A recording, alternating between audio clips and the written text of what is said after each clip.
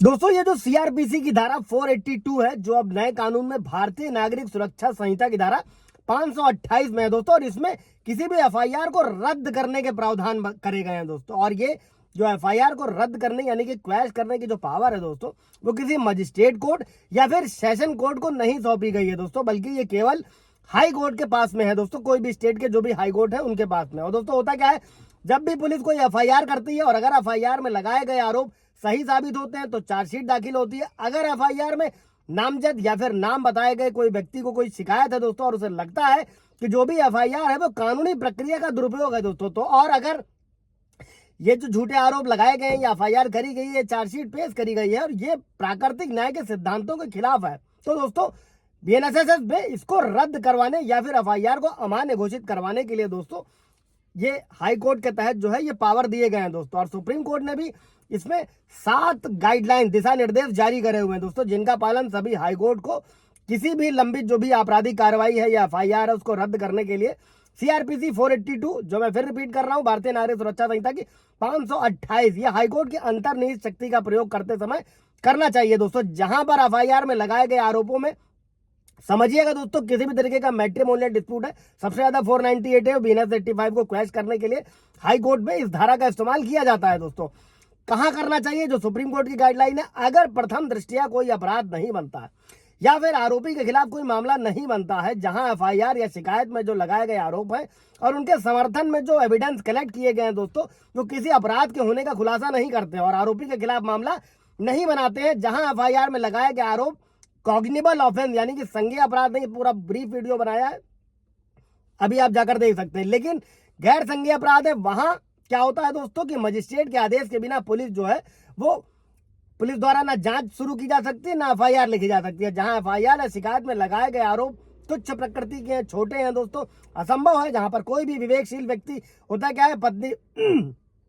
पति ने डाइवोर्स का केस डाला, इधर उधर पत्नी ने जाके सारे मुकदमे ठोक दिए दोस्तों। और जहां एफआईआर शिकायत में लगे आरोप बेतुके हैं, बेकार हैं, जिससे किसी निष्कर्ष पर नहीं पहुंचा जा सकता है कि अभियुक्त के खिलाफ कार्रवाई करने के लिए पर्याप्त आधार है, जहां का आपराधिक कार्रवाई में स्पष्ट रूप से दुर्भावना या फिर मलेशियस एक्टिविटी है, जहां पर दोस्तों अभियुक्त को फंसाने के लिए यानी कि पति को मान लीजिए फॉर एग्जांपल, तो वहां पर क्या है दोस्तों, इस धारा के तहत जो है आप किसी भी तरीके की एफआईआर को हाईकोर्ट से क्वैश करा सकते हैं। अब अभी ये भी समझिएगा दोस्तों कि अगर आप कोई भी एफआईआर को रद्द करवाने जा रहे हैं तो ये रद्द करना कोई आसान मामला नहीं है दोस्तों,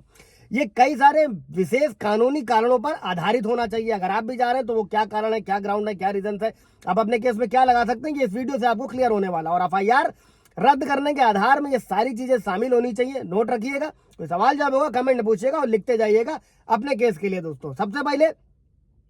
प्रथम दृष्टिया मामले का अभाव है, जब एफआईआर में आरोपी जो भी आरोप लगाया गया है उसके समर्थन में कलेक्टिव या विश्वसनीय अगर एविडेंसेस नहीं है दोस्तों तो कोर्ट उसे रद्द कर सकता है। दूसरा पॉइंट क्या है, शिकायतकर्ता और आरोपी के बीच अगर समझौता हो गया तो हाई कोर्ट में जो है एफआईआर को रद्द करने का अधिकार, जैसे 498 है, बीएनएस 85, ये समझौता अगर कर भी लेंगे तो भी आपको हाई कोर्ट से ही क्वैश कराना है दोस्तों। तीसरा रीजन, अगर कोई एफआईआर मलेशियस इरादे से यानी कि दुर्भावनापूर्ण इरादे से, दुर्भावनापूर्ण उद्देश्यों से या फिर रंजिशों का निपटारा करने के लिए करा जा रहा तो न्याय कानून प्रणाली का यह दुरुपयोग है, इसको रोकने के लिए हस्तक्षेप हाईकोर्ट द्वारा किया जा सकता है। और सुप्रीम कोर्ट ने चौथा जो है दोस्तों, सुप्रीम कोर्ट ने यह माना है कि धारा 482 सीआरपीसी की शक्ति का जो यूज है नागरिकों के मौलिक अधिकारों की रक्षा के लिए किया जाता है। अगर एफआईआर है या मान लीजिए जो है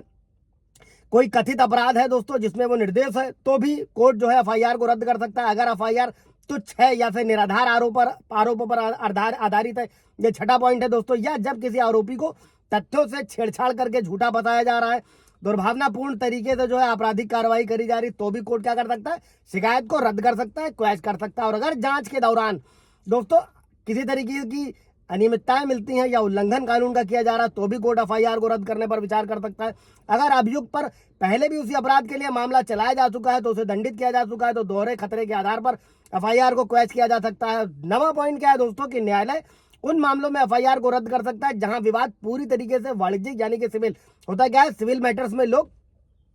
क्रिमिनल केसेस दर्ज करा देते हैं दोस्तों, जिसमें पुलिस का भी रोल होता है और कई सारे उसका भी होता है। वहां पर भी क्या होता है, अगर कोई आपराधिक अपराध शामिल नहीं है तो भी हाईकोर्ट द्वारा क्वैश कराया जा सकता है दोस्तों। ये कई सारे ग्राउंड थे सुप्रीम कोर्ट की गाइडलाइन और कैसे आप करा सकते हैं, से रिलेटेड कोई सवाल जब होगा तो कमेंट में पूछिएगा, क्लियर किया जाएगा। Thank you.